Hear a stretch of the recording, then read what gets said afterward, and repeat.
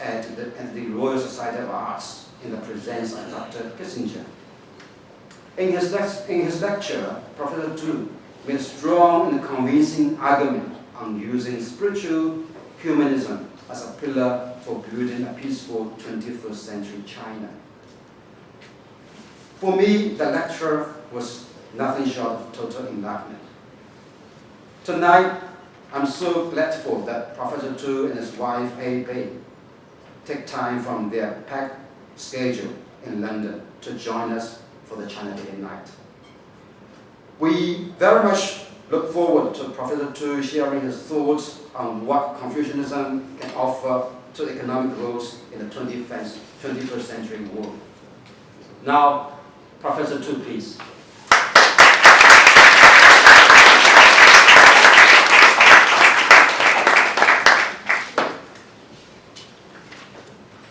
Thank you very much, Mr. Fang, Mr. Xie, and Mr. Chen from Hanban. I'm very honored to have a chance to share some of my still rather tentative idea. Even though you saw that it's a big lecture, I'm asked to talk no more than 25 to 30 minutes, so feel relaxed. You'll have a chance to enjoy your cocktail and conversation. I think it's arguable that the most influential ideology in human history has been the Enlightenment mentality of the modern West. Universal values very much embodied in this particular moment.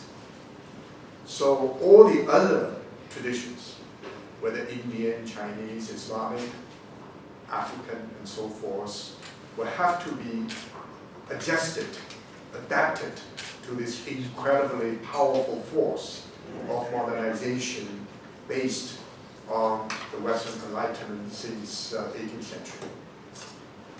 And it may turn out to be a surprise, but I think it is important for us, especially in China, who are very much committed to the Confucian traditions, first to ask us to continue the Enlightenment project.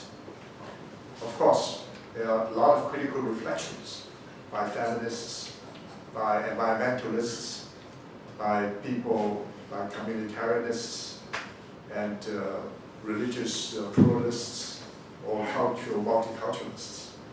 But still, if you look at the market economy, democratic polity, civil society, not just science and technology, but great institutions like banking, like multinational corporations, universities, civil and military bureaucracies. They are all very much a part of this Enlightenment movement of modernity.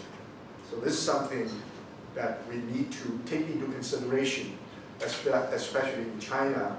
Now, the peaceful rise in China is predicated on our ability to deliver the cultural message. And of course, we're still in the long and arduous process to find out what this cultural message really is or should be. Of course, my wishful thinking is that the cultural identity that emerges in China is open rather than closed, is pluralistic rather than monolithic, it's self-reflexive rather than simply unreflective self-assertion. But we have to acknowledge there are negative, unintended negative consequences of the modernizing process. First, aggressive anthropocentrism, too much emphasis on the wealth and power here and now. Of course, everybody's aware of imperialism and colonialism, but still, there's also the Faustian drive to dominate. And one kind of individualism, we call it possessive individualism. The world is developing extremely fast, and it's become extremely unequal. Therefore, tension and conflict rises almost everywhere.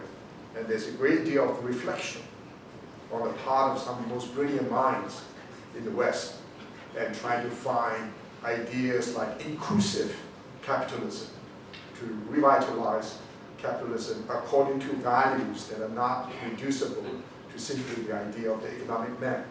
There's a great deal of emphasis on cultural resources, not just simply the idea of culture as a soft power. It should not be a power. It should be an ultimate concern.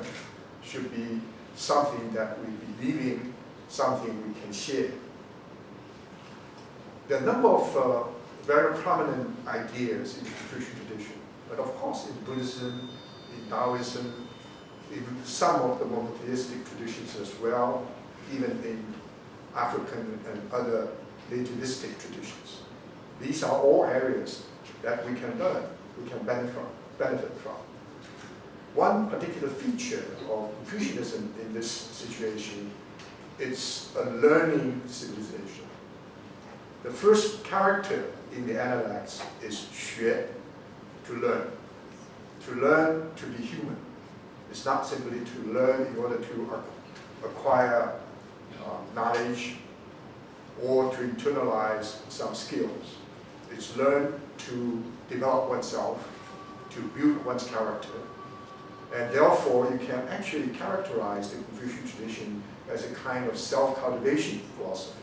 In the Great Learning, the notion that from the emperor, or now from the president, or to everybody in the street should consider self-cultivation, knowing oneself, try to build one's own character, try to not only become free, but responsible and decent. All these basic virtues that Aristotle and others talked about ought to be internalized as our way of learning to be human. And this deep understanding of the human condition and recognizing the dignity, the autonomy, and the independence of the person. Some people characterize the Confucian tradition as a form of social ethics. Therefore, the emphasis on society, on the other, on relationships. But I want to underscore the importance of learning for the sake of the self. Actually, this is in the Analects. Confucius says, 吾之学者为己. But the self is always a center of relationships. The self is never an isolated individual. It's not an island. It's like a flowing stream. So that self, as relational, in fact defines not only the dignity of the person as a subject, but also the possibility for entering into communication with the other. To care for the other becomes an important of self-understanding. I learned in Africa, there's the idea of Ubuntu. I'm not sure you're familiar with it. One way of translating it is, I am because you are. The notion is that my existence depends upon your existence, by implication many other forms of existence. So I'm not an island, rather a human being is a flowing stream, that the flowing stream will enter into communication with many other streams. So as the center is the dignity of the person, but as relationship, it's enter into communication with an ever-expanding network of relatedness. I simply want to explore this notion in my recent development of the idea of spiritual humanism. As many of you know, when you use the term humanism, you normally would say, well, it's not spiritualism, it's not naturalism, it's humanism, focused on the person, on the anthropological world. And I want to argue, if we look at the Confucian tradition seriously, from the time of Confucius, but also including Mencius, including Xunzi, in the second epoch, when Confucianism spread to Japan, to Korea, to Vietnam, with people like Zhu Xi and Wang Yangming, and even in the last 150 years, when Confucianism became revitalized, in this very long tripartite division of the